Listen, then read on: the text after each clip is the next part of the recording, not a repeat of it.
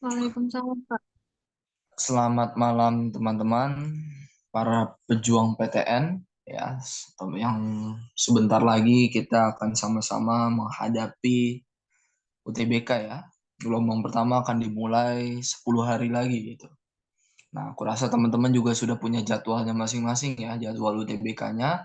Aku berharap selama kurang lebih 10 sampai seminggu 10 sampai sebulan ke depan kita bisa memaksimalkan belajar kita gitu ya, belajar kita supaya bisa mencapai hasil yang memuaskan nanti di UTBK nanti. Amin.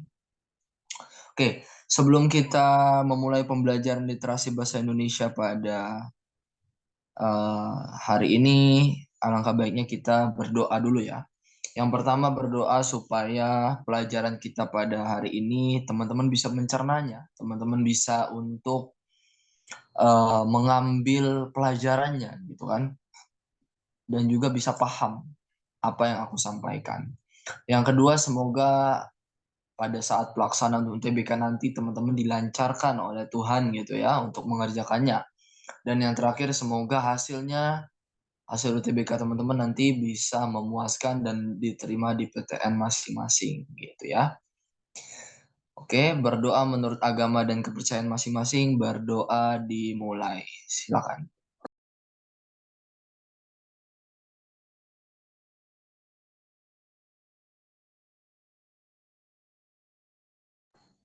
Berdoa dicukupkan. Oke.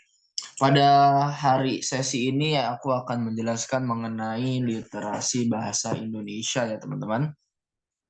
Aku izin share screen dulu.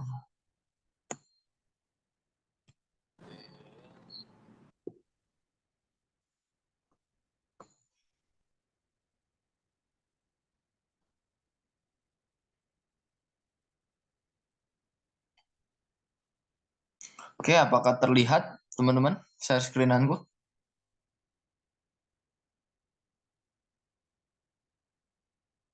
Oke. Di sini aku akan ngebahas kurang lebih 20 soal ya berkaitan dengan literasi bahasa Indonesia ya. Di mana nanti metodenya sama ya seperti yang dulu-dulu ya. Mungkin ada yang aku satu soal, beberapa soal yang aku jelaskan gitu kan. Dan ada beberapa soal yang nanti mungkin akan aku lempar kepada teman-teman untuk dijawab di kolom chat seperti itu ya. Oke, soal nomor satu ya. Menurutmu bagaimana karakter tokoh Firly dalam cerita tersebut?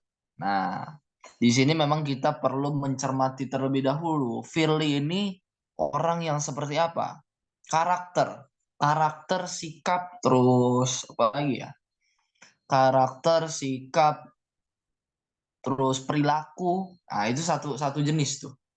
Nah, makanya kenapa perlu teman-teman baca terlebih dahulu Firly ini orangnya seperti apa? Ya, jawabannya di sini adalah yang C, ingin diakui oleh orang lain. Nah, aku pengen tanya kepada teman-teman, bisa gak nemuin kata eh, yang menyebutkan bahwa jawabannya C gitu? Ibaratnya kata apa yang ada di dalam tiga paragraf ini yang menyebutkan Firly ingin diakui oleh orang lain. Silakan teman-teman. Ingin diakui orang lain. Kata apa kira-kira?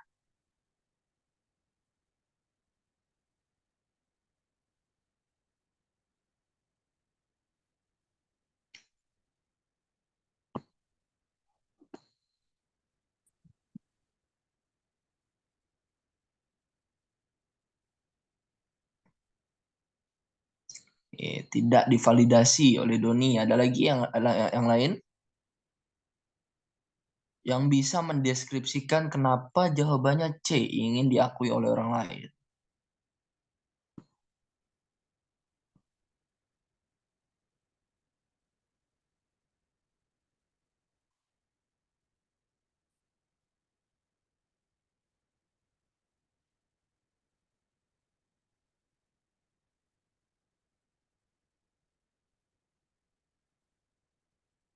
Oke, betul ya. Jawabannya itu berada di paragraf pertama.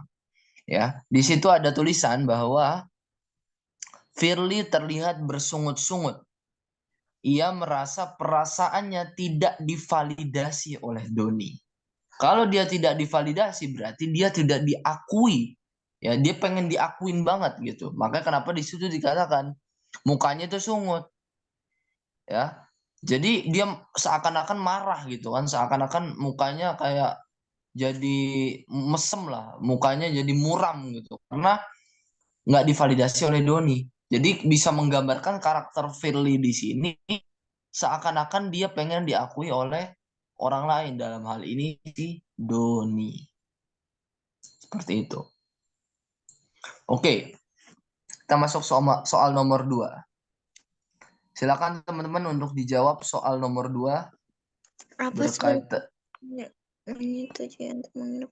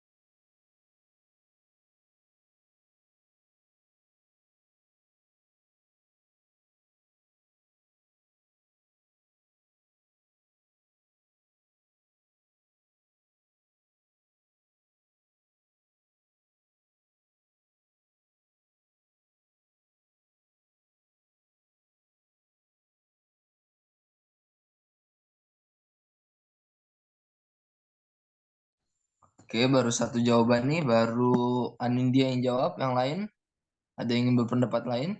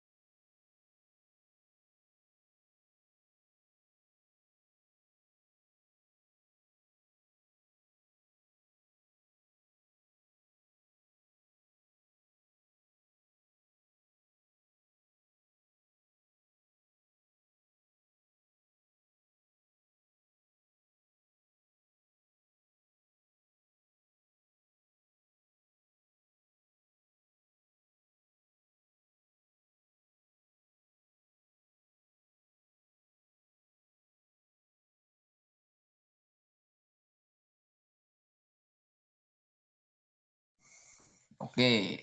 Apa sebenarnya alasan Firly setuju untuk menginap di asrama sekolah berdasarkan cerita di atas?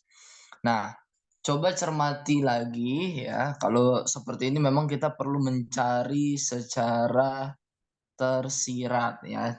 Coba dibaca di paragraf kedua ini. Ya, makanya aku fokuskan. Firly menghembuskan nafasnya.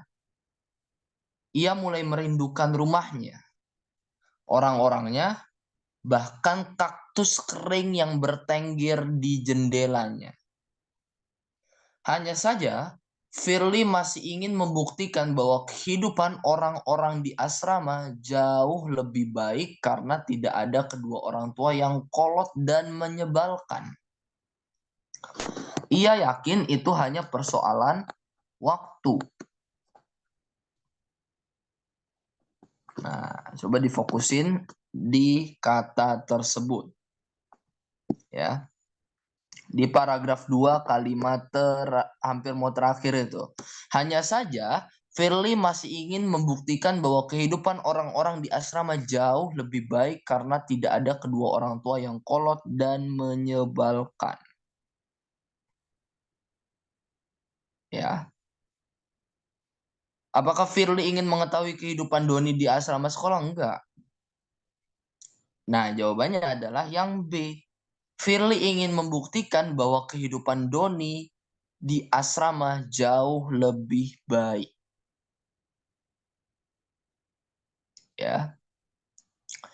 Hanya saja Firly masih ingin membuktikan bahwa kehidupan orang-orang di asrama. Nah, berarti kalau orang-orang di asrama salah satunya adalah si Doni. Jauh lebih baik karena tidak ada orang tua yang kolot dan menyebalkan. Jadi tolong untuk meng-highlight terkait alasan Firly setuju nginep di asrama. Memang kita nggak bisa, ini memang adalah informasi yang tersirat. Jadi kita butuh apa? Butuh untuk menganalisis informasi yang ada di paragraf kedua ini. Firly ingin membuktikan bahwa ia tidak membutuhkan kedua orang tuanya. Itu terlalu jauh yang C itu. Sampai dia tidak butuh gitu kan. Kan motifnya dia pengen setuju untuk nginep di asrama itu cuman bagaimana perbandingan kehidupan dia dengan kehidupan si Doni. Gitu. Yang Firly merasa tidak ingin kalah dari Doni yang mampu hidup mandiri di asrama. Nah, ini ibaratnya kalau misalkan tidak ingin kalah, ya pada akhirnya itu hanya bersifat jadinya ujung-ujungnya bakalan konflik dan ujung-ujungnya akan bersifat pertengkaran gitu, tidak ingin kalah. Padahal di sini dia ingin motifnya pengen buktiin. Ada di mana? Ada di kalimat dua kalimat terakhir yang ada di paragraf kedua ini. Ya, ia mulai merindukan rumahnya, ya bahkan kaktus. Hanya saja Firly masih ingin membuktikan. Jadi dia walaupun dia ngerinduin hal-hal kayak gitu, tapi dia masih ingin membuktikan, masih kekeh bahwa kehidupan Doni ini bahkan kehidupan Doni di asrama itu pasti lebih baik daripada dia. Karena orang tuanya dia kolot dan menyebalkan. Gitu. Jadi jawaban yang tepat adalah yang B. Ya. Oke, kita lanjut ke soal nomor 3. Silakan teman-teman untuk dijawab soal nomor 3. Ini tentang benar atau salah gitu kan. Silakan ditulis aja, mungkin nanti misalkan benar, salah, benar atau apapun di kolom chat. Monggo.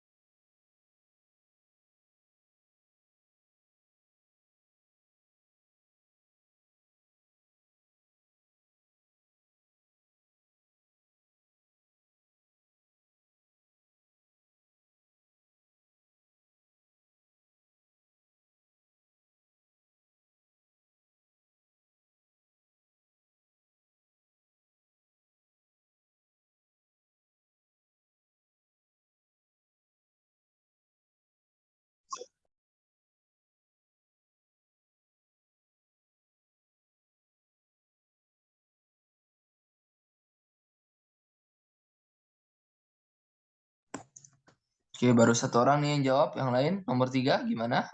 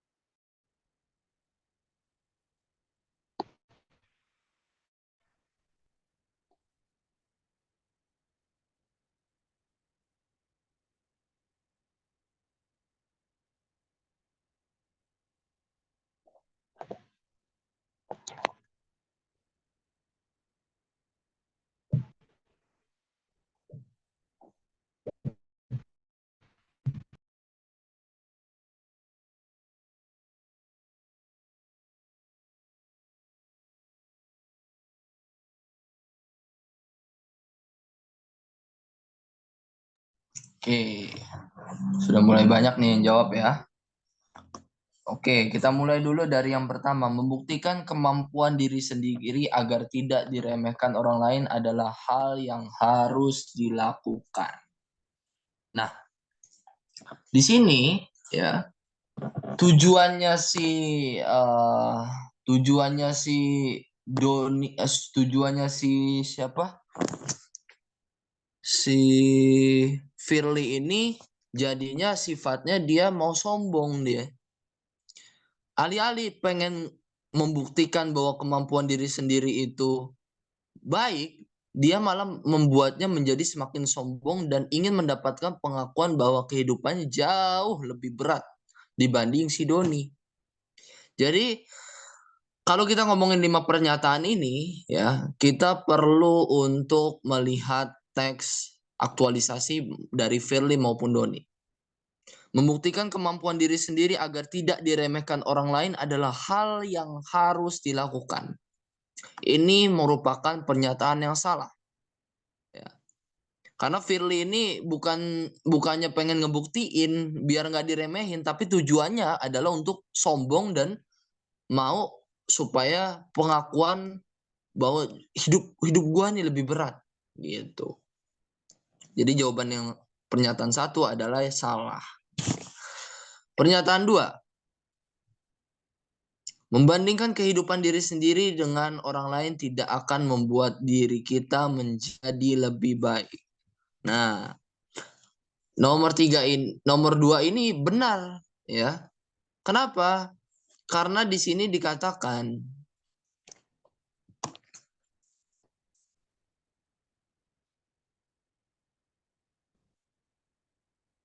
ya, karena di sini sama si sebentar, aku perlu membaca lagi. Oke.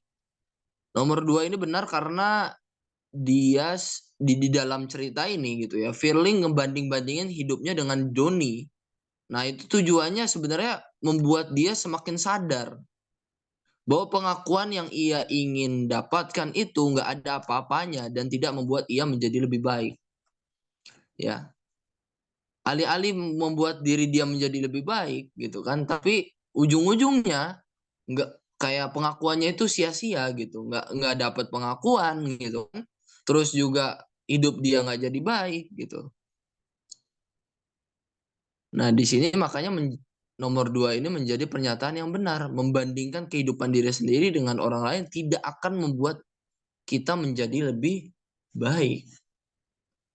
Itu kan ngomongin pesan moral ya. Di akhir-akhir di cerita terakhir gitu ya, di paragraf terakhir itu menyatakan bahwa si Firly ini akhirnya sadar gitu, bahwa pengakuan yang ia dapatkan itu nggak ada apa-apanya, percuma aja gitu selama ini. Dan hidupnya juga tidak akan menjadi baik gitu. Jadi jawaban nomor 2 adalah benar. Kita lanjut pernyataan ketiga. Mengeluhkan nasib pada orang lain akan membuat kita menjadi lebih bersyukur. Nah, membuat kita lebih bersyukur gimana tuh? Ya, membuat diri kita menjadi lebih bersyukur. Nah, padahal di sini kalau kita perhatikan, Firly ini sering ngeluh, ya kan? Sering ngeluh. Nasibnya ke siapa? Ke si Doni. Nah, tanda orang tidak bersyukur adalah sering ngeluh dan sering ngebanding-bandingin. Ya. Jadi di sini yang nomor 3 salah. Karena Firly ini sering ngeluh, sering banding-bandingin, yang pastinya itu merupakan tanda-tanda orang tidak bersyukur. Seperti itu. Kita lanjut nomor 4. Hanya menerima dan menjalani hidup sebaik mungkin akan membuat hidup jauh lebih sulit. Nah, pernyataan 4 ini salah ya teman-teman. Karena kalau kita ngelihat teks, Firly ini ngerasa bahwa tidak terima dengan hidupnya gitu. Pokoknya kayak Tuhan kok begini sih, ya kan? Ia justru merasa bahwa hidup orang-orang yatim piatu di asrama jauh lebih baik hidupnya dibandingkan dengan kehidupan di rumah bersama orang tuanya. Jadi kayak uh, dia menerima dan menjalani enggak, padahal dia itu enggak terima kalau hidupnya itu begini gitu. Dia malah membandingkan dengan kehidupan yang ada orang-orang asrama di orang-orang yatim piatu di asrama, bahwa kehidupannya kayaknya lebih baik deh. Gitu. Jadi pernyataan nomor 4 itu salah. Karena si Firly tidak menerima hidup tidak menerima hidup ini sebaik mungkin gitu. Lanjut, pernyataan 5.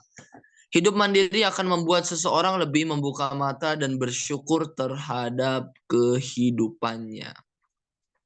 Betul, karena pesan di dalam teks ini sebenarnya ngomongin Firly ini nyoba untuk hidup mandiri dengan nginep di asrama Doni. Dan akhirnya dia sadar, ya, dia buka mata dan bersyukur tentang kehidupannya itu.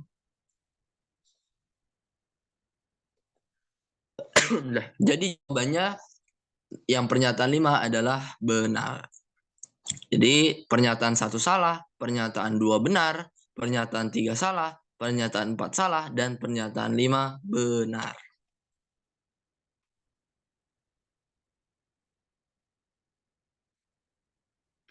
Oke, sampai sini clear ya. Kita masuk ke soal nomor 4.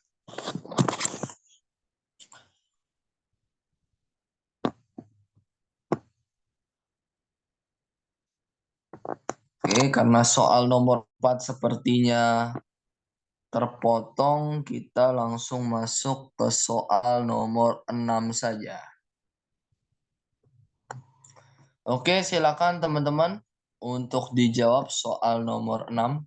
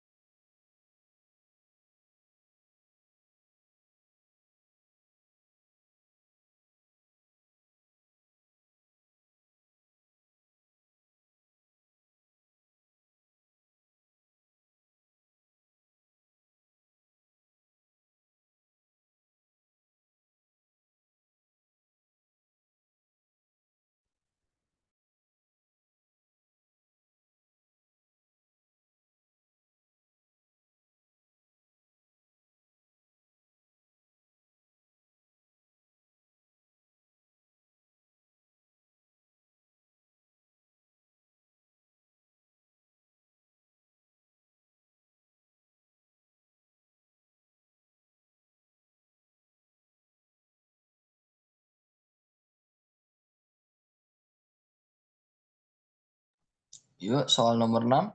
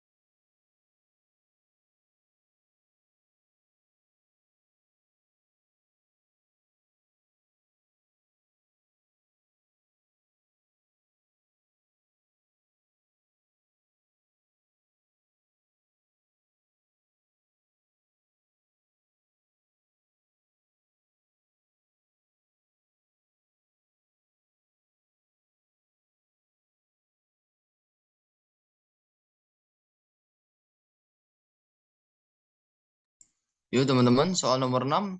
Kekurangan dari bacaan tersebut apa? Ada yang bisa jawab?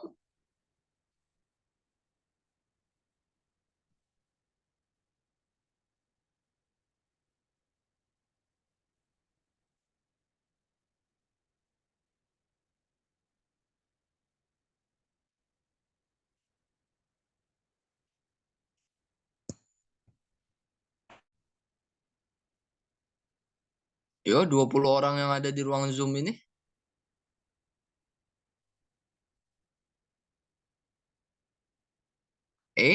Oke. Yang lain.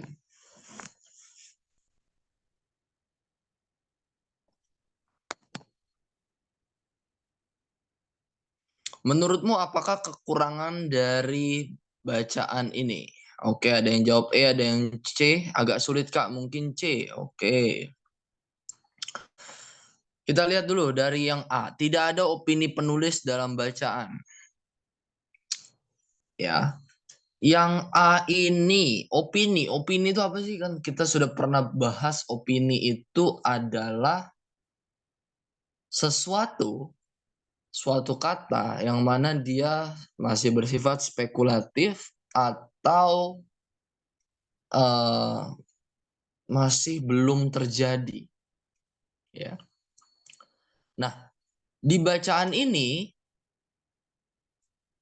jenis bacaan namanya jenis bacaan atau teks deskripsi. Ya.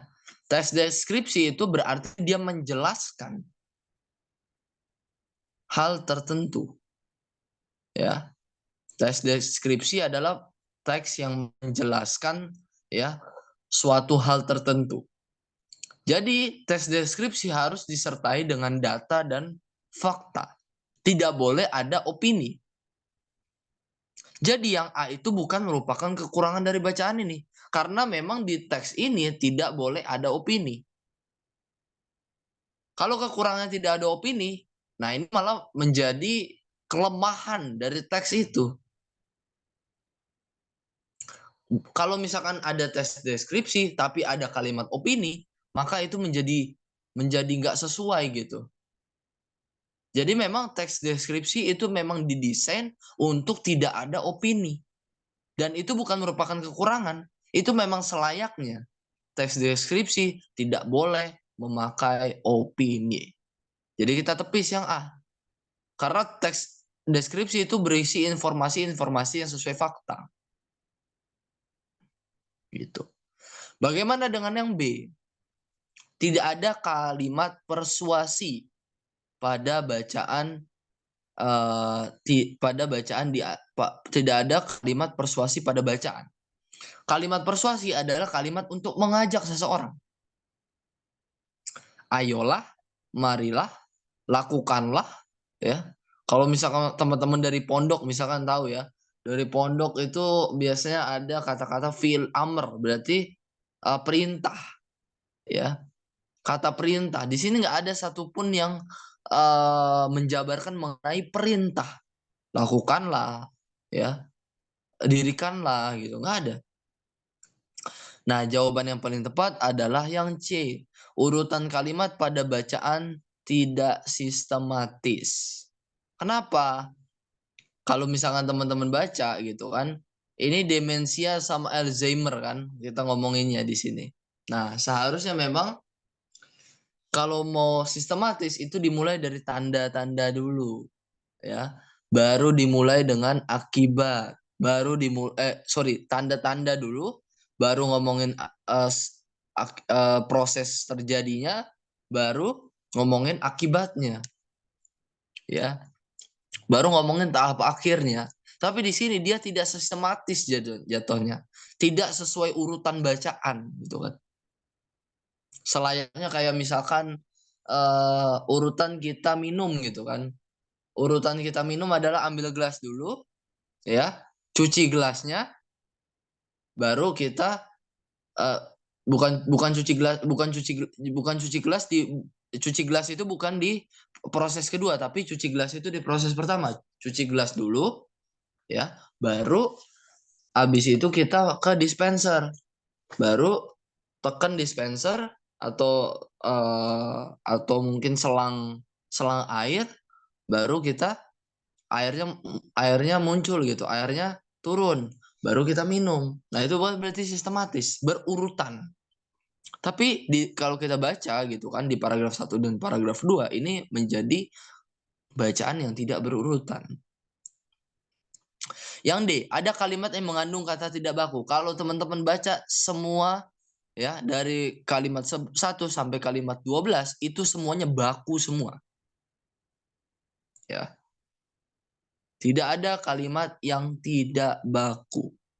Dan yang E, terdapat 2 pokok bahasan pada 1 paragraf. Ya. Ini nggak menjadi masalah sebenarnya yang E. Mau dia 2 pokok bahasan dalam 1 paragraf juga ya monggo, asal ada kaitannya gitu kan. Ini kan ngomongin demensia sama Alzheimer, ya kan? Demensia di paragraf 1, Alzheimer di paragraf kedua. Ya. Memang di paragraf 1 itu ada ngait-ngaitin dengan Alzheimer-nya. Tapi lagi-lagi, kalau mau 2 pokok bahasan pada 1 paragraf itu harus saling sambung menyambung. Jadi itu bukan merupakan kekurangan. Oke, aku rasa clear untuk soal nomor 6 ini. Kita masuk soal nomor sebentar, ini mungkin aku harus perbaiki dulu ya. Struktur ininya soalnya mecah-mecah jadinya. Oke, kasih aku waktu sekitar 2 menit ya teman-teman untuk memperbaiki isi soalnya. Soalnya agak terpecah-pecah, jadi kalau aku harus geser-geser slide jadi PR lagi. Kurang lebih sampai 25.6 aku balik lagi. Oke, sebentar.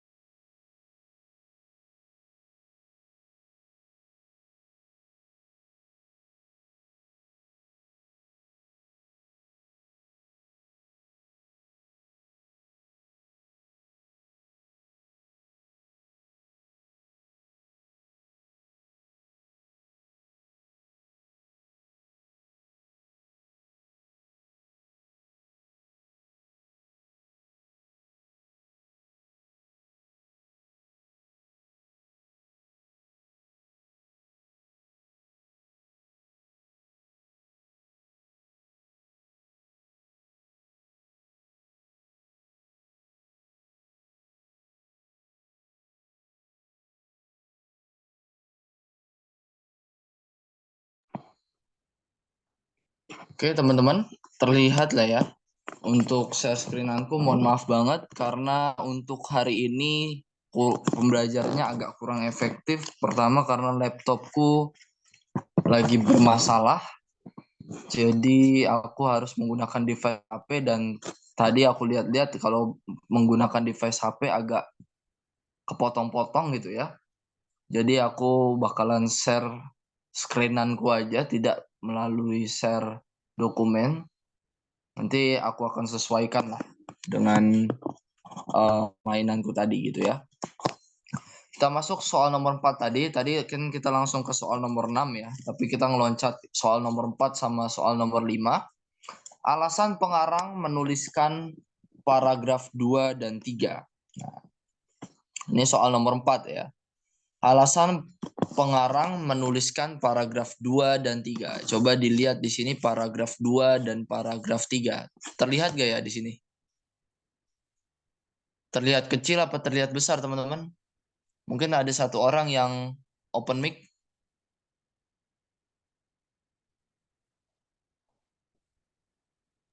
Udah kelihatan Kak, cuma bisa di zoom gitu. Oke. Bisa di zoom ya. Siap. Oke. Alasan pengarang menuliskan paragraf 2 dan 3. Nah, coba kita lihat paragraf 2-nya ya. Itu adalah awal dari segalanya. Firly merasa matanya masih berat hingga sulit baginya untuk membuka mata sepenuhnya. Firly hanya terbengong sambil mendengar anak-anak asrama yang sedang mengaji sejak pukul 4. Setelah itu Firly juga harus ikut membantu Doni dan anak asrama lainnya untuk memasak makanan. Tidak hanya makanan instan, seperti di rumah dan tidak ada nasi pulen seperti yang biasa dihidangkan ibunya. Makanan anak asrama sangat hambar. Dan anak-anak asrama di sini sudah tidak memiliki orang tua yang memasak untuk mereka. Firly juga tidak pernah menyangka bahwa ia harus mencuci pakaiannya sendiri dengan tangan kosong. Biasanya Firly hanya menaruh secara asal pakaiannya di kamar. Kemudian membiarkan seseorang mengambil pakaian yang berserakan untuk dicuci. Firly mengembuskan nafasnya. Ia mulai merindukan rumahnya, orang-orangnya, bahkan kaktus kering yang bertengger di jendelanya. Hanya saja Firly masih ingin membuktikan bahwa kehidupan orang-orang di asrama jauh lebih baik karena tidak ada kedua orang tua yang kolot dan menyebalkan. Kamu mau keluar, Fir? Udah nggak bisa, gerbang sudah dikunci. Oh, aku lupa ya. Belum bilang ke kamu kalau asrama dikunci tepat jam 10 malam. Hah, bukannya di asrama itu bebas ya keluar masuk? Kata ini, waduh, mana ada gini ya, Fir, asrama untuk anak yatim piatu kayak kita punya aturan ketat. Kalau aturannya bebas ya kita makin bobrok. Dan kita nggak punya orang tua yang ngomel kalau kita berbuat salah, Fir. Ucap Doni dengan penuh senyuman. Itu hari ketiga Firly baru menyadari bahwa ada penjara yang jauh lebih memilukan dibandingkan rumah yang selama ini ia anggap sebagai penjara. Kita cuma bisa ibadah, Fir. Mendoakan ibu dan bapak. Kita hidup seadanya. Walaupun kadang ada yang suka mencuri. Tapi kita nggak segan untuk berbagi juga. Firly diam, wajahnya nunjukin kekesalan dan rasa malu. Ia lebih menyesali kata-katanya pada Doni. Hampir setiap hari Firly mengeluh pada Doni di sekolah, tapi Doni tidak.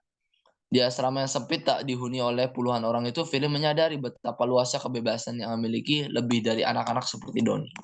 Nah, alasan penulis menulisin paragraf 2 dan 3 adalah A. Menggambarkan kondisi lingkungan dan kehidupan asrama. Jadi paragraf 2 itu tentang asumsi Firly yang ada di otaknya Firly, ya kan? Ya. Paragraf ketiga itu ngomongin tentang bagaimana penjaranya, bagaimana rasanya seperti penjara di sebuah asrama. Tuh. Jadi paragraf kedua itu seperti asumsinya Firly, seperti pikirannya Firly gitu ya, bahwa di rumah itu kayak penjara gitu kan. Di rumah ini kayak nggak dapat izin apa-apa gitu kan. Sampai akhirnya dia ngerasain. Nah, digambarkanlah kondisi lingkungan dan kehidupan asrama di paragraf ketiga. Dari mulai aturan ketat, ya kan, terus kemana-mana harus di bawah jam 10 gitu kan. Jadi ada aturannya. Nah, disitulah penggambaran kondisi lingkungan dan kondisi kehidupan asrama. Oke, jadi jawaban yang nomor 4 adalah yang A. Kita masuk soal nomor 5.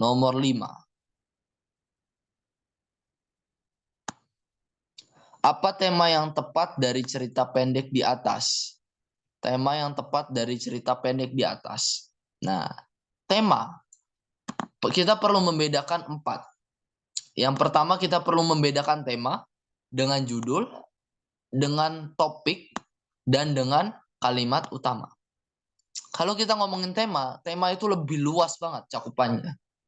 Lebih besar daripada lebih besar daripada topik. Nah, yang kedua adalah topik. Topik itu lebih spesifik daripada tema. Judul itu lebih spesifik lagi daripada topik, dan kalimat utama itu lebih spesifik daripada judul. Jadi kalau kita ngomongin tema, biasanya tema itu masih luas banget cakupannya. Nah, jawabannya tema itu di sini adalah yang E. Bersyukur atas kehidupan. Tema itu biasanya nggak nyinggung masalah orang. Nggak nyinggung subjek biasanya. Ya. Nggak nyinggung sama sekali tentang yatim piatu, anak asrama, anak yatim piatu, enggak. Tapi tema itu adalah cakupan dari keseluruhan isi teks tersebut. Ngomongin tentang apa sih? Tapi tanpa menyebutkan subjek biasanya. Makanya di sini nggak ada kata-kata bersyukur atas kehidupan Firly, nggak. Di sini cuman bersyukur atas kehidupan tok. Karena kenapa? Karena sesuai ciri-ciri tema tidak boleh menyebutkan subjek. Masih sangat utuh dia itu. Masih sangat umum. Seperti itu. Jadi nomor 5 adalah yang E. Bersyukur atas kehidupan. Kita masuk soal nomor 7 di sini ya.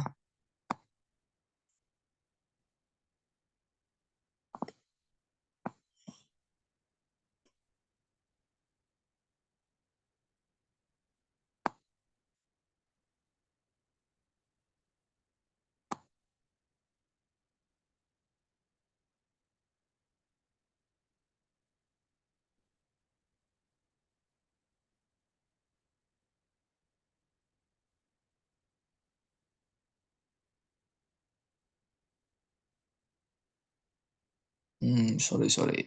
Bentar.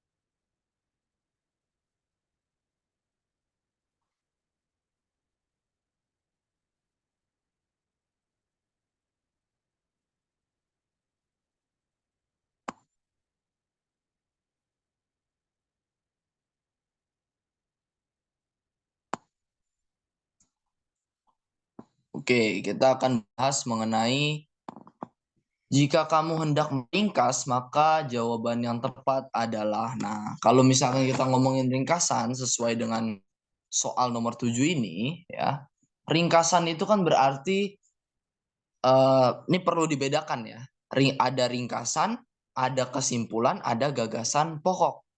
Perlu dibedakan ketiga hal ini. Kalau kita ngomongin ringkasan, berarti kita ibaratnya nulis kembali tuh. Nulis kembali setiap teks yang ada. Nggak perlu ada yang diilangin satu sama lain. Jadi bener-bener ibaratnya tinggal kita copy paste. Tapi copy paste hanya yang inti-intinya saja. Oke. Kalau kita ngomongin kesimpulan, nah ini bedanya kesimpulan sama ringkasan. Kalau kesimpulan itu bagaimana proses pencernaan teman-teman di dalam otak supaya apa? Supaya teman-teman bisa menuliskan yang ada di teks itu dengan kata-kata sendiri. Oke. Sedangkan kalau kita ngomongin kalimat utama atau kalimat pokok, itu hanya cakupannya per teksnya saja. Misalnya kalimat pokok atau kalimat utama atau gagasan pokok dari paragraf A adalah, nah itu hanya satu kalimat. Nah, tapi kalau ringkasan itu kita disuruh, bercerita ulang. Kita disuruh untuk melakukan, eee, menuliskan kembali hal tersebut, gitu.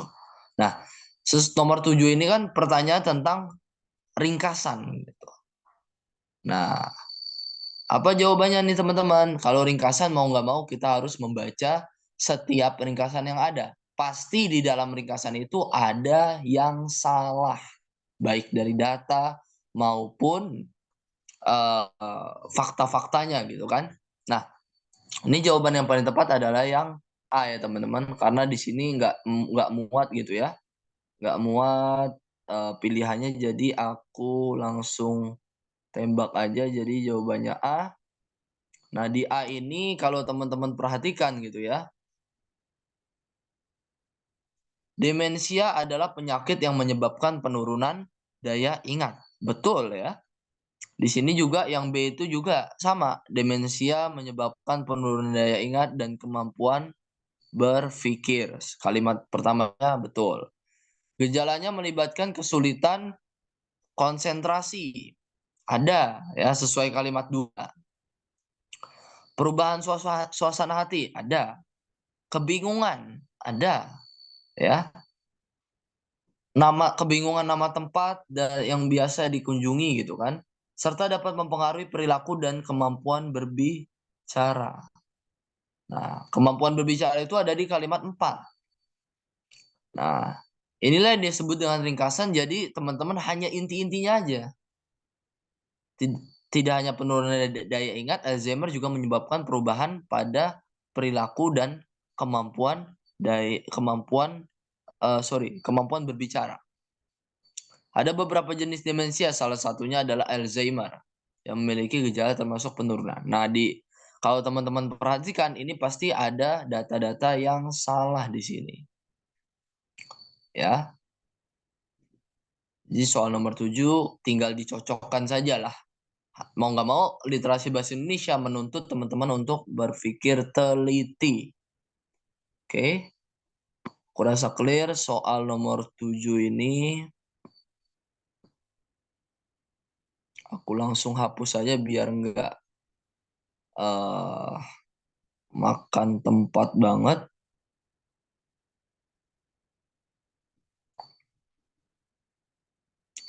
Kita masuk nomor 7. Ya. Nomor 7 silakan teman-teman untuk dijawab soal nomor 7, topik yang paling tepat untuk melengkapi teks tersebut adalah, silakan teman-teman, topik yang tepat.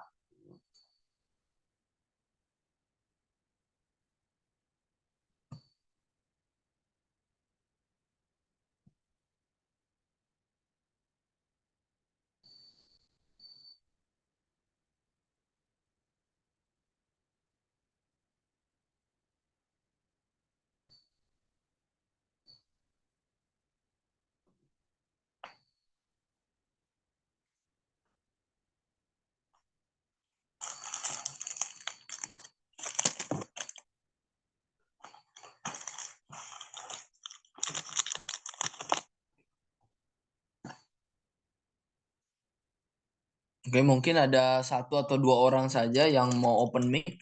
Silakan teman-teman, karena aku tidak bisa melihat chat.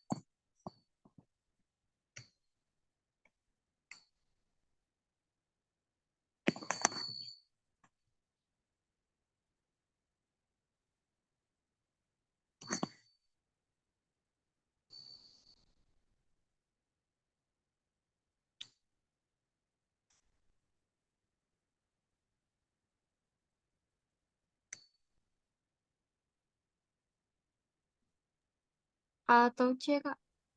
Oke, A atau C ya, siap. A, Kak. Topik yang oke. Ada A, ada C. Tadi kayaknya berarti kalau gitu ada pertentangan ya di kolom chat lah, gitu ya. Oke, topik yang paling tepat. Kalau kita ngomongin topik berarti kita lebih besar daripada tema. Tadi sempat kita ngomongin tema, sekarang kita ngomongin topik yang lebih spesifik lagi daripada si tema ini, gitu kan. Nah,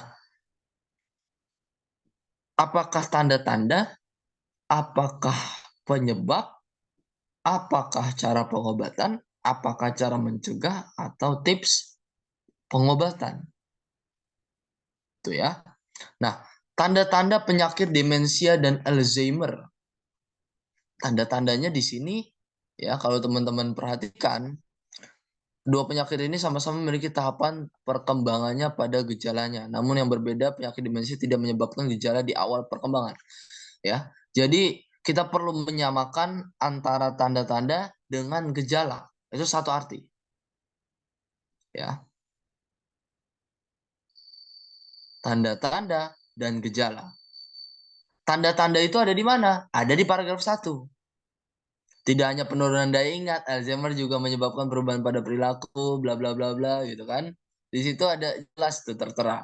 Kesulitan berkonsentrasi, perubahan suasana hati, ya, kebingungan mengenai nama, itu tanda-tandanya. Nah, kita ngomongin penyebab. Sebab itu ada di mana, ya kan? Sebab itu berarti sebelum Alzheimer itu penyebabnya karena apa? Ada gak di situ? Ya. Kalau teman-teman perhatikan, sebab dari Alzheimer ini tidak dijelaskan secara spesifik. Ya. Tanda-tandanya sudah spesifik, ada di paragraf 1. Tapi sebabnya, kenapa Alzheimer bisa ada gitu? Nggak ada di situ. Yang C, cara pengobatan yang tepat. Ya, cara pengobatan yang tepat. Di paragraf 2 itu ngomongin tentang bagaimana bagaimana paragraf 2 nggak ada sama sekali ya kayaknya ya. Sedangkan akan dapat menyebabkan pengidapnya mengalami halusinasi pada tahap akhir perkembangan penyakit. Nggak ada sama sekali tentang cara pengobatan. Mencegah penyakit. Mencegah apa lagi? Mencegah sama cara pengobatan itu satu arti. Mencegah itu kan berarti sebelum. Kalau pengobatan berarti sesudahnya. Tips. Nah, ini juga sama. CDE ini sebenarnya sama. CDE itu sama-sama ngomongin cara. Ya kan, tips itu kan ngomongin cara juga. Cara pengobatan dalam aktivitas sehari-hari. Tapi yang E ini salah lah, karena tiba-tiba ada kata-kata dalam aktivitas sehari-hari. Di situ kayak terlalu umum banget. Jadi jawaban yang tepat adalah yang A. Tanda-tanda penyakit demensia dan Alzheimer dibuktikan di paragraf 1 dan ya tanda-tanda tersebut dijelaskan kembali di paragraf kedua. Biasanya pengidap akan rentan lupa dengan suatu kejadian penting, kesulitan. Nah, itu tanda-tanda juga tuh. Jadi turunan atau spesifikasi dari tanda-tanda itu ada di paragraf kedua. Paragraf pertama cuman ngomongin ya inti-inti dari tanda-tandanya aja. Tapi kalau sudah masuk paragraf 2 itu lebih spesifik lagi mengenai tanda-tandanya itu. Jadi spesifikasi dari tanda-tanda. Seperti itu. Oke, kita masuk soal jadi nomor 8 itu nomor 7 itu A ya. Kita masuk soal nomor 8. Apakah judul yang paling tepat untuk bacaan di atas? Nah, judulnya sudah kita bisa pastikan yaitu yang A. Demensia dan Alzheimer, penurunan daya ingat dan perbedaannya. Ya. Jadi yang dinotis di paragraf 1 dan paragraf kedua sama-sama semua ngomongin tentang daya ingat. Dibuktikan sama yang mana? Sama kalimat 4. Paragraf 1 itu di kalimat 4. Tidak hanya penurunan daya ingat, Alzheimer juga menyebabkan perubahan pada perilaku. Ngomongin daya ingat. Di kalimat nomor 9 juga ngomongin daya ingat. Biasanya pengidap akan rentan lupa dengan suatu kejadian penting. Jadi persamaannya adalah penurunan daya ingat. Persamaannya tuh. Tapi kalau perbedaannya dijelaskan di di kalimat 10 dan 11. 10, 11, 12 itu membedakan. Persamaannya memang dari kalimat 1 sampai kalimat 9 itu persamaan. Kalimat 10 sampai kalimat 12 itu ngomongin perbedaan. Jadi jawaban yang paling tepat untuk soal nomor 8 adalah yang A. Seperti itu.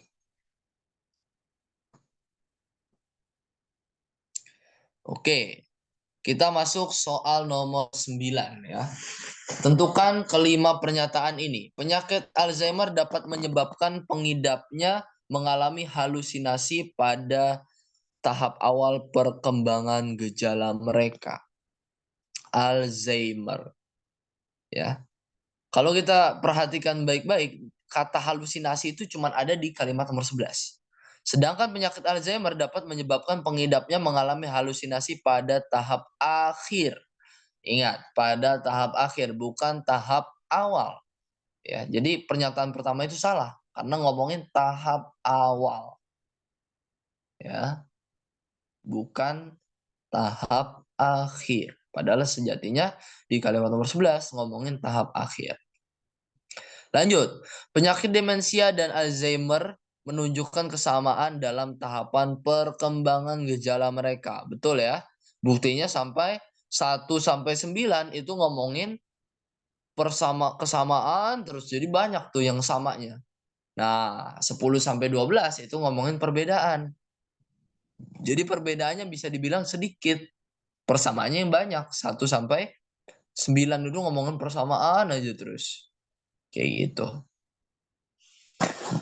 Pernyataan 3, demensia tidak menunjukkan gejala di fase awal akan tetapi penurunan daya ingat baru terjadi pada tahap kedua perkembangan. Ya.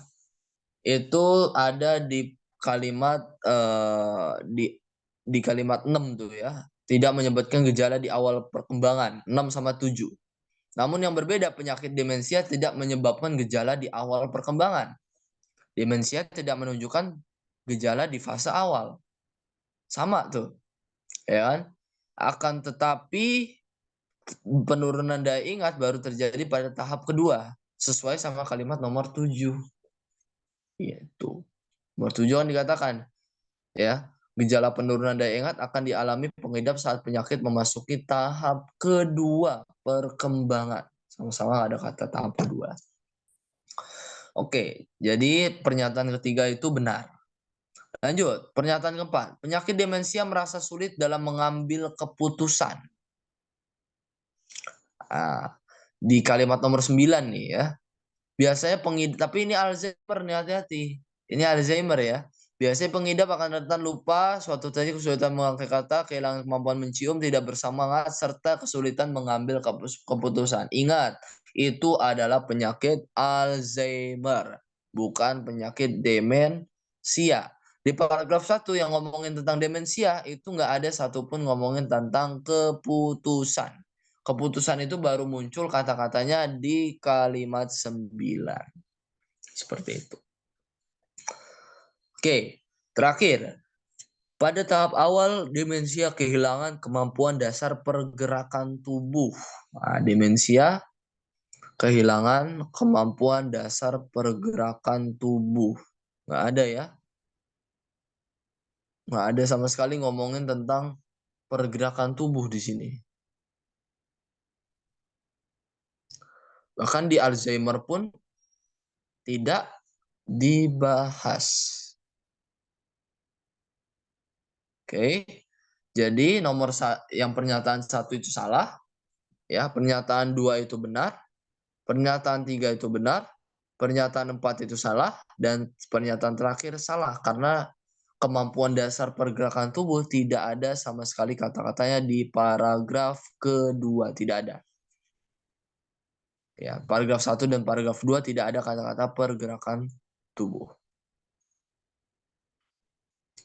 Oke, kita masuk soal nomor 10 sampai 11. Oke, silakan teman-teman untuk dijawab soal nomor 10. Topik yang paling tepat, silakan.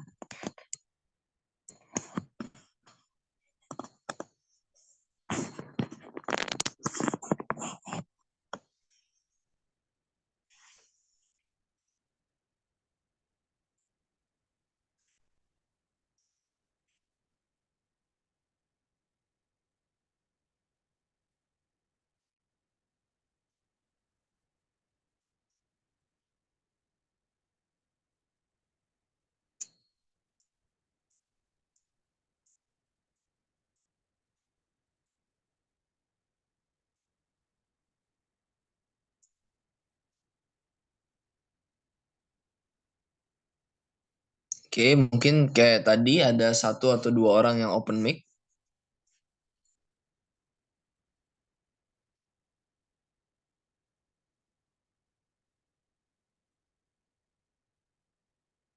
Untuk memberitahukan apa jawaban nomor 10.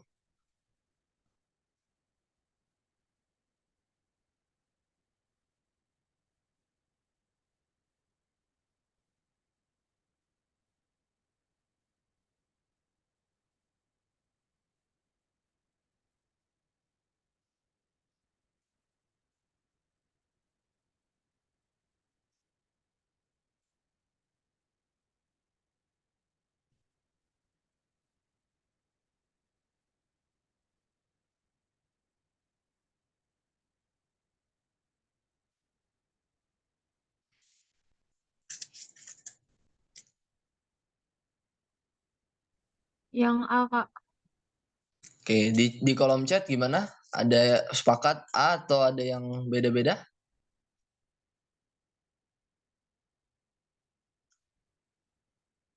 Oke. Topik yang paling tepat untuk melanjutkan isi teks tersebut. Nah, kalau misalkan kita ngomongin terkait nomor 10 ini kaitannya sama ngelanjutin paragraf berikutnya. Oke. Bagaimana cara kita melanjutkan paragraf berikutnya. Nah, cara carinya bagaimana?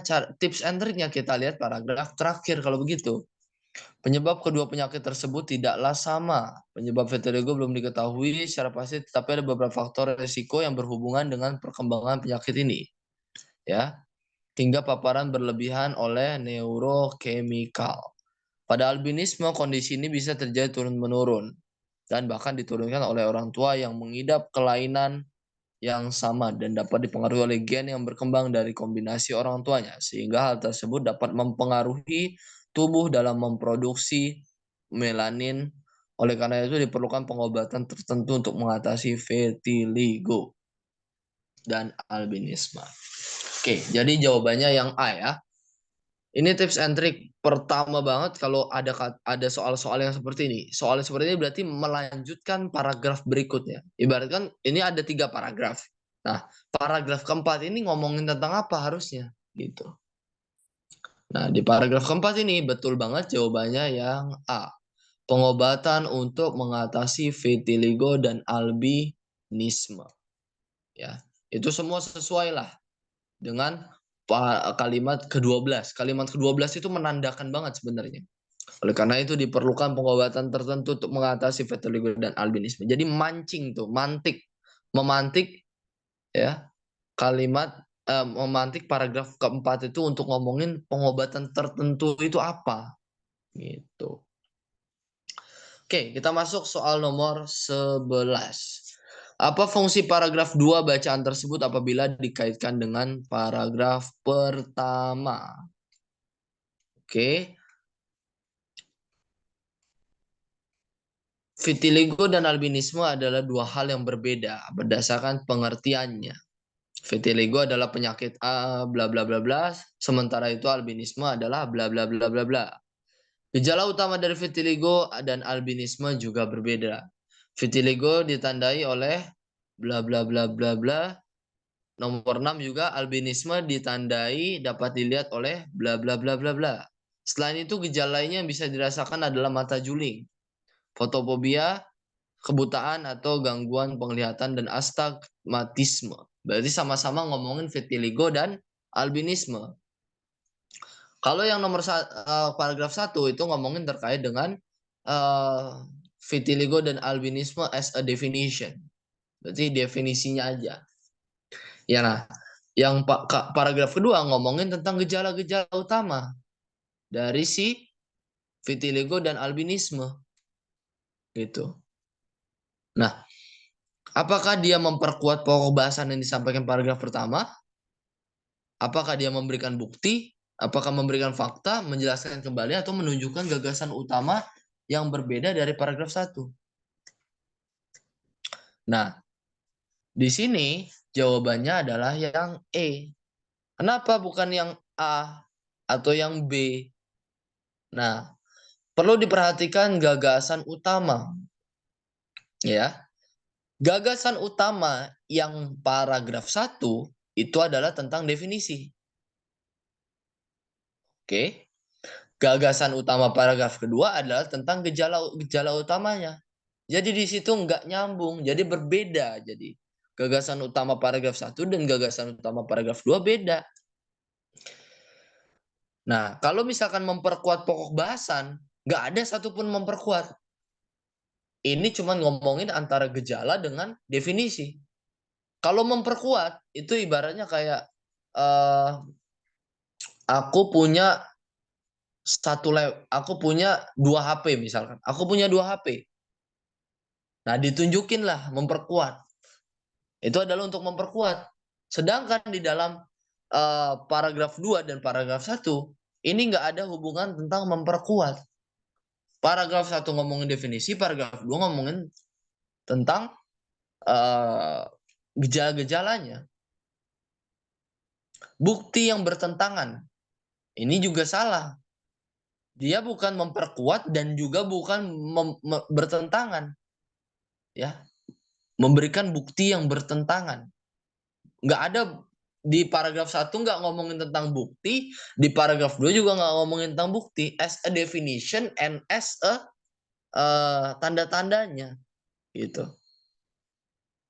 Jadi bukan memaparkan bukti yang bertentangan. Memberikan fakta yang mendukung, nah sama, mendukung sama memperkuat sama, dan di situ nggak ada. Menjelaskan kembali gagasan yang disampaikan pada paragraf 1, enggak. Orang beda kok. Yang paragraf 1 ngomongin definisi, yang paragraf 2 ngomongin, gejala utama. Jadi 2 hal yang berbeda ini.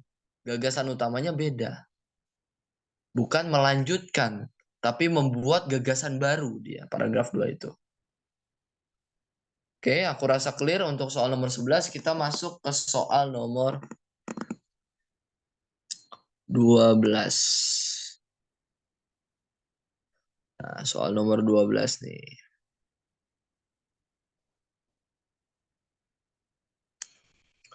Oke, silakan teman-teman untuk dijawab soal nomor 12 berkaitan dengan,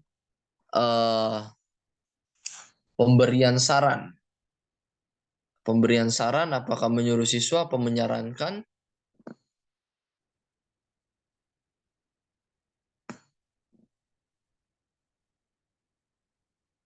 Oke, sebentar. Bentar, ini memang harus lihat teks dulu ini. Kita hapus dulu.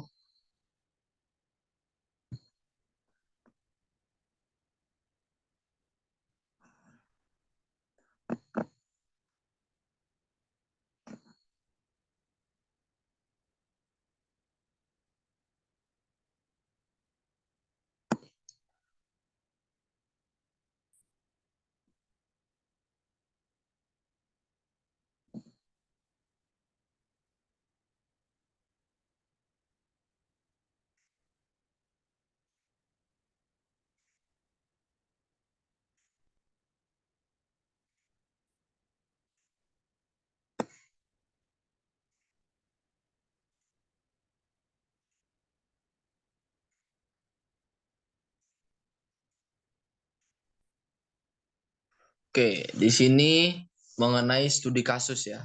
Berkaca dari bacaan, saran apa yang bisa kamu berikan kepada siswa baru atas kasus yang dihadapinya sehingga ia tidak mengalami hal yang sama dengan akibat yang disebutkan pada teks informasi di atas.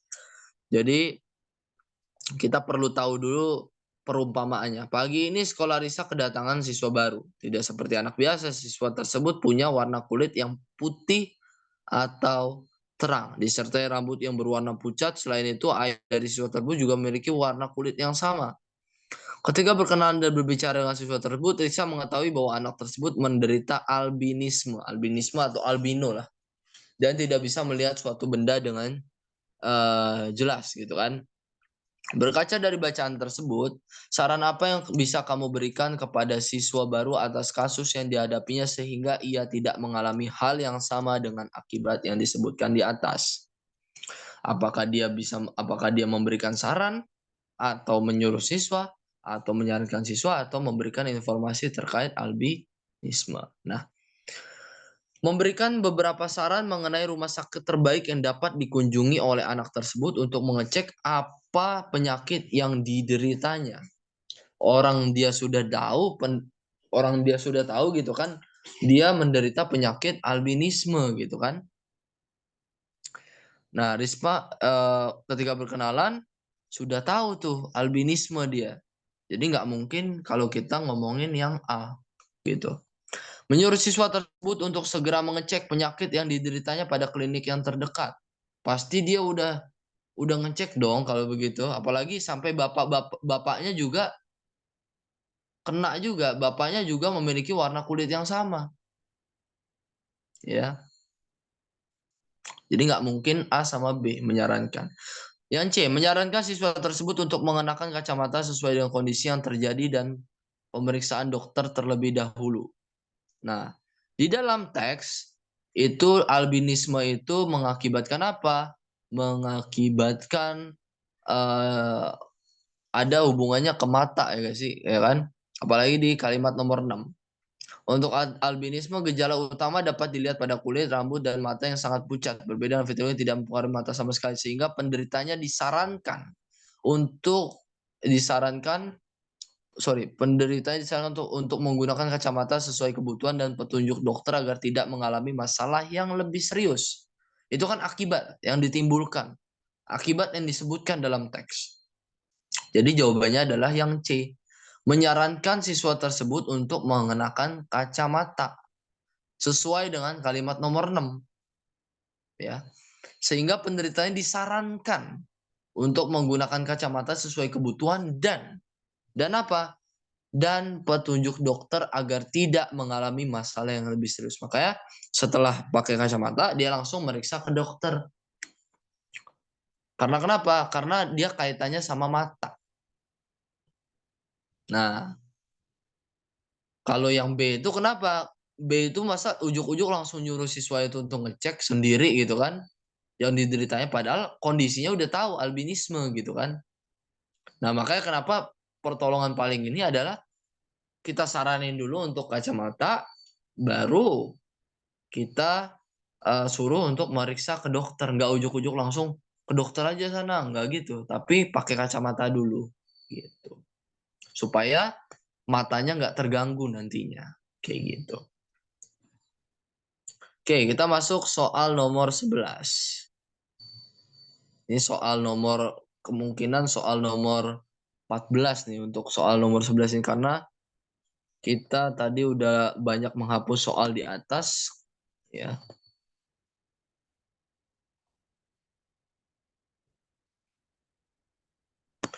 Berikut ini informasi yang tidak termuat dalam teks. Kita lihat dulu yang A. Penyebab vitiligo kemungkinan dapat terjadi karena autoimunitas, mutasi genetik, dan kanker kulit. Itu ada di kalimat ke-10. Penyebab vitiligo belum diketahui secara pasti, tetapi ada beberapa faktor yang berhubungan dengan perkembangan penyakit ini. Ada autoimun, ada mutasi genetik, dan kanker kulit. Penyebab vitiligo kemungkinan dapat terjadi, betul ya. Jadi jawaban yang A itu betul. Kita masuk yang B. Masalah pada pigmen melanin pada tubuh akan memicu. Jadi kalau misalkan ada soal-soal begini, kita lihat dulu masing-masing keywordnya. Seperti yang udah pernah aku katakan, keyword yang A, keyword yang B, keyword yang C, yang D, yang E itu perlu dilihat masing-masing. Ya, yang A itu tadi kita akan ngomongin apa? Ngomongin tentang penyebab vitiligo. Ada tuh di kalimat nomor 10. Penyebab vitiligo itu bla bla bla bla. Ada, berarti termuat. Yang B, masalah pada pigmen melanin. Nah, kita lihat pigmen melanin. Ada kata-kata pigmen melanin enggak gitu kan? Pada tubuh akan memicu timbulnya penyakit. Pigmen melanin. Ada tuh di kalimat 2. Vitiligo adalah penyakit autoimun dan kondisi kulit yang berkembang saat tubuh kehilangan melanosoid, yaitu sel yang menghasilkan pigmen pemberi warna pada kulit melanin dan menyebabkan adanya bercak kulit putih di beberapa bagian tubuh. Sedangkan di B, masalah pada pigmen melanin pada tubuh akan memicu timbulnya penyakit vitiligo atau albinisme. Betul ya? Sesuai dengan inian kedua tuh. Kalimat kedua tuh. Ya kan? Sama-sama ngomongin melanin. Baru yang C. Vitiligo ditandai dengan adanya bercak putih pada tangan, kaki, wajah, mata, kulit kepala, dan rambut. Bercak putih. Ininya bercak putih ya. Nah, di sini hati-hati teman-teman. Katanya vitiligo ditandai dengan adanya bercak putih pada kulit tangan, kaki, wajah, mata, kulit kepala, dan rambut. Coba kita lihat kalimat 5. Vitiligo ditandai dengan adanya bercak pada kulit pada beberapa area tertentu, yaitu tubuh, ya, kulit tangan, ya kan? Sesuai itu ya pada kalimat kelima, kulit tangan, ya, kulit tangan ada, terus kaki ada, wajah ada, mata, mata tidak ada nih, ya, mata tidak ada, yang ada kulit kepala dan rambut. Tapi matanya di sini bukan bercak putih di mata, bukan. Kalau misalkan vitiligo itu nggak berpengaruh pada mata, tapi tiba-tiba di pilihan C, ini kok ngomongin mata gitu. Ya. Jadi jawaban nomor 11 berikut ini informasi yang tidak termuat adalah yang C. Mana yang salah? Yang kata mata. Karena kalau teman-teman perhatikan misalkan di kalimat 6 itu nggak ada kaitannya dengan mata vitiligo itu. Kayak gitu ya. Kita masuk soal berikutnya. Nah, ini ringkasan. Aku rasa kalau ringkasan teman-teman bisa membacanya sendiri gitu ya, menelitinya sendiri karena layar handphone sekarang tidak mencukupi gitu. Karena aku sedang tidak menggunakan laptop akibat laptopku lagi ngehang, lagi aku servis gitu kan. Jadi baru banget di servis hari ini karena ngehangnya itu biar jadi kembali seperti semula. Jadi nanti semoga aja untuk pertemuan-pertemuan berikutnya bisa menggunakan laptop seperti itu. Nah, jadi kalau meringkas ini lagi-lagi teman-teman perlunya ketelitian setiap kata dan setiap kalimat, ya. Misalkan kata-kata trombosit, apakah ada? Nanti takutnya leukosit itu kan, yang A itu. Jadi perlu teliti setiap jawabannya itu. Kayak gitu. Jadi soal nomor ini aku skip, kita langsung masuk ke soal nomor 13. Ya, ini ibaratnya 16 sampai 20 ya kan. Soalnya tadi ada beberapa soal yang sudah aku hapus. Oke. Nah, ini masih ngomongin tentang ini lagi nih, penyakit lagi kan. Berdasarkan teks di atas, dampak yang bisa dilihat pada anak yang menderita kwashiorkor tetapi tidak dengan marasmus adalah. Nah, di sini kita perlu tahu dulu nih, kwashiorkor itu apa, marasmus itu apa. Jangan sampai kita nggak tahu kedua hal itu perbedaannya gitu. Minimal perbedaannya dulu ditandai sama kalimat berapa, di mana gitu kan. Nah, kalau teman-teman perhatikan di dalam teks ini gitu ya, terdapat perubahan warna rambut yang rapuh gitu. Jadi jawabannya D. Berdasarkan teks ini, dampak yang bisa dilihat pada anak yang menderita tetapi tidak dengan marasmus. Nah, ini kita ngelihatnya berdasarkan kwashiorkornya aja berarti. Ada di kwashiorkor tapi nggak ada di marasmus. Perubahan warna rambut yang rapuh, ya. Itu terlihat misalkan di dalam di dalam kalimat 7 gitu kan. Ciri-ciri fisik penderita marasmus, ya. Sebentar. Jika kwashiorkor adalah malnutrisi karena kekurangan protein, meski asupan energi itu marasmus adalah kekurangan asupan, ya kan. Asupan energi atau kalori dari semua bentuk makronutrien seperti karbohidrat, lemak, dan protein. Ciri-ciri fisik penderita marasmus adalah kehilangan banyak massa otot dan jaringan lemak, pertumbuhan terhambat, kulit kering, dan rambut rapuh. Nah, di kwashiorkor ada rambut rapuh. Ada juga nih ya. Selain pembengkakan, anak yang mengalami kwashiorkor juga mengalami gejala atau tanda lain seperti rambut yang kering, jarang, dan rapuh, bahkan dapat berubah warna menjadi abu-abu atau kuning kemerahan. Ya. Jadi intinya adalah sama-sama rambut rapuh, tapi yang membedakannya adalah perubahan warnanya. Di dalam ciri-ciri penderita marasmus nomor 7 itu tidak menyebutkan terkait dengan perubahan warna. Dia cuma ngomongin apa? Dia cuma ngomongin permasalahan rambut rapuh atau tidak, ya kan? Ada di kalimat 4 tuh. Selain pembengkakan, anak yang mengalami kwashiorkor juga mengalami gejala seperti rambut kering, jarang, dan rapuh. Di kalimat nomor 7 juga ngomongin tentang ya rambut rapuh, tapi tidak ngomongin tentang perubahan warna rambut yang rapuh tersebut. Perubahan warna hanya pada kwashiorkor doang, terdapat pada kalimat nomor 4. Seperti itu. Oke, kita masuk soal nomor 14 ya, atau soal nomor 17 di sini. Kelemahan teks tentang kwashiorkor dan marasmus di atas adalah, nah, jawabannya adalah yang B. Terdapat kalimat yang tidak berkaitan dengan gagasan utama paragrafnya. Ya. Jadi, apakah kita analisis satu-satu? Bacaan tidak menjelaskan dampak lain selain penyakit fisik akibat malnutrisi. Ya. Padahal di situ dikatakan gitu kan, dia menjelaskan dampak lain selain penyakit fisik malnutrisi tentang kwashiorkor dan juga marasmus.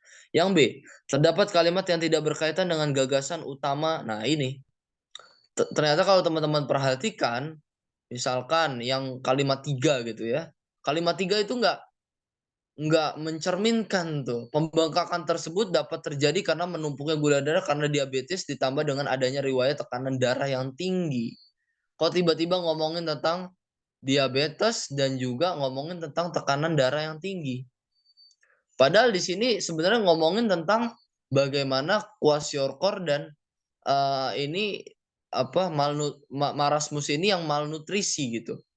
Yang asupan energi, karbohidrat, lemak, dan protein. Tapi kok di sini tiba-tiba ngomongin tentang gula darah diabetes gitu kan.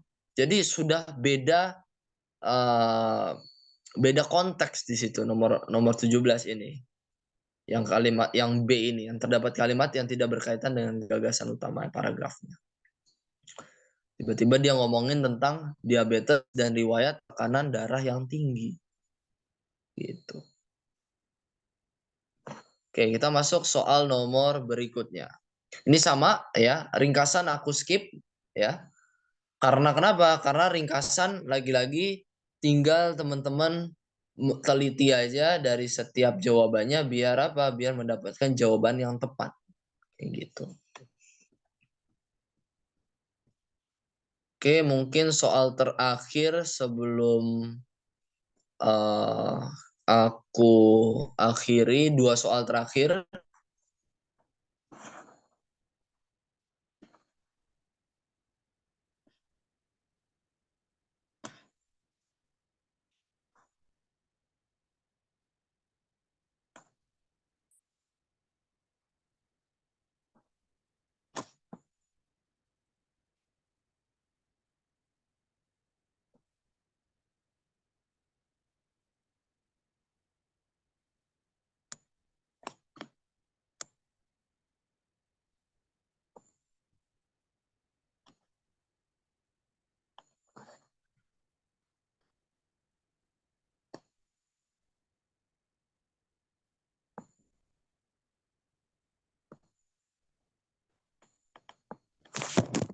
Wah, bentar.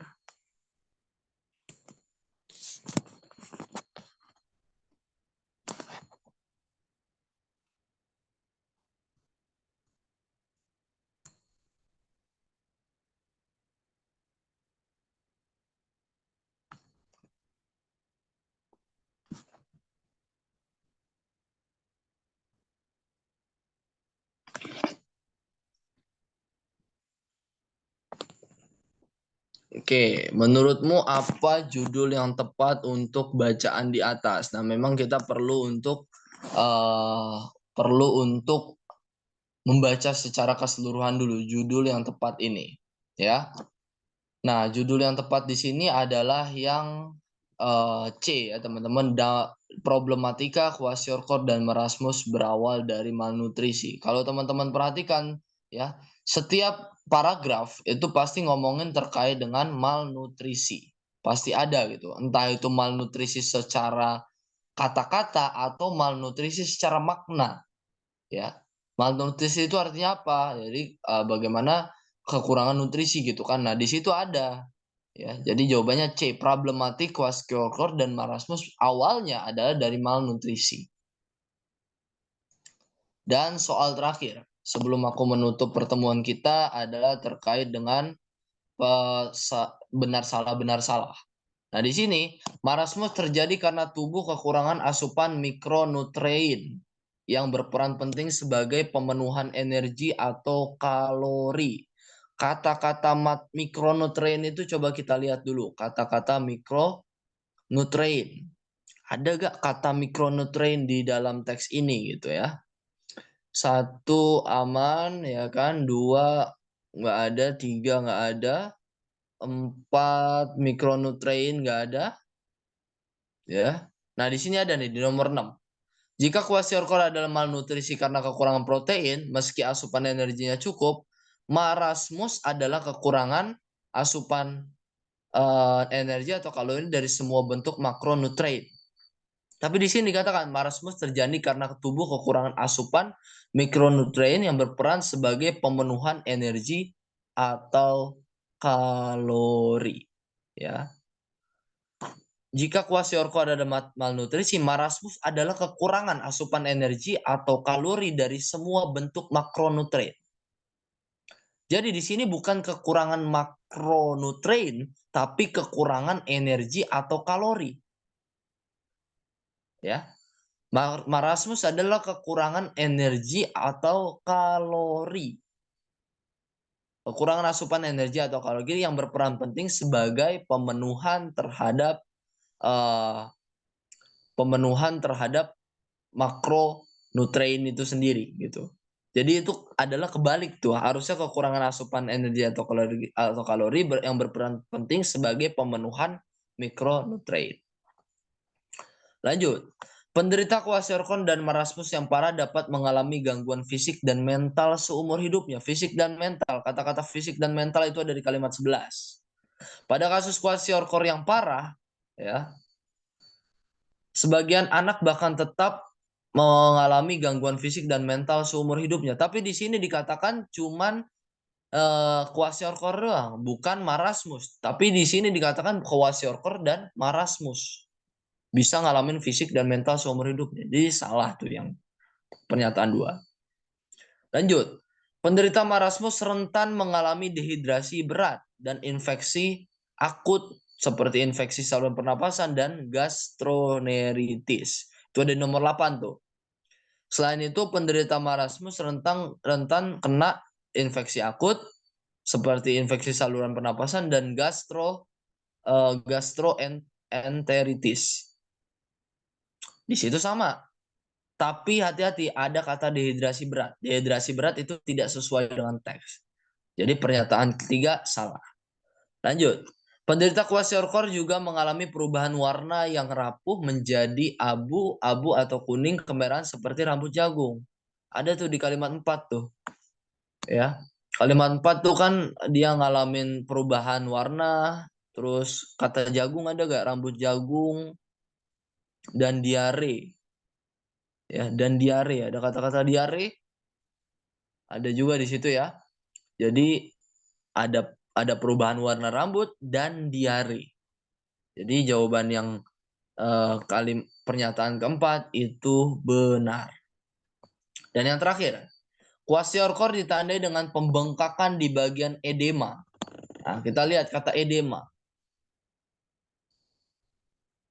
Ya, kata edema ada atau tidak edema?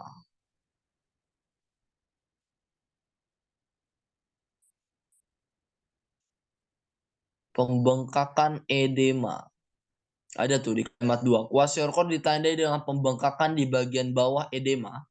Katanya di bagian bawah, di bagian edema. Ini bagian edema doang. Ya. Akibat terlalu banyaknya cairan dalam jaringan tubuh. Akibat terlalu banyaknya cairan dalam sel tubuh. Ya. Di kalimat 2 itu banyaknya cairan dalam jaringan tubuh. Ya. Ingat, jaringan dengan sel beda. Ya.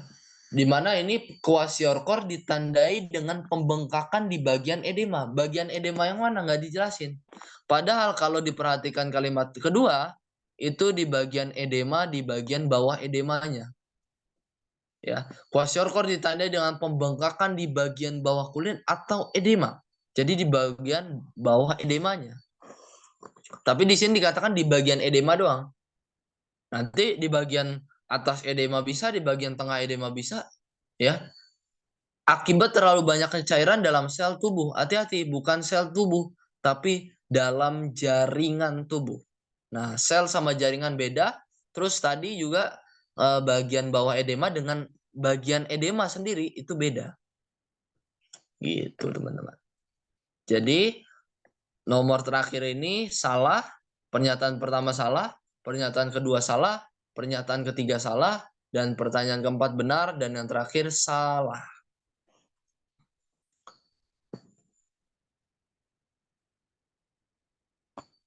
Oke, teman-teman. Sampai sini ada yang ingin ditanyakan sebelum aku mengakhiri pertemuan kita? Mohon maaf banget ya teman-teman kalau misalkan pembelajaran aku hari ini kurang efektif karena insya Allah pertemuan berikutnya sudah dengan laptop gitu ya. Karena baru banget tadi di servis gitu ya. Jadi aku mohon maaf banget kepada teman-teman kalau pembelajaran ini agak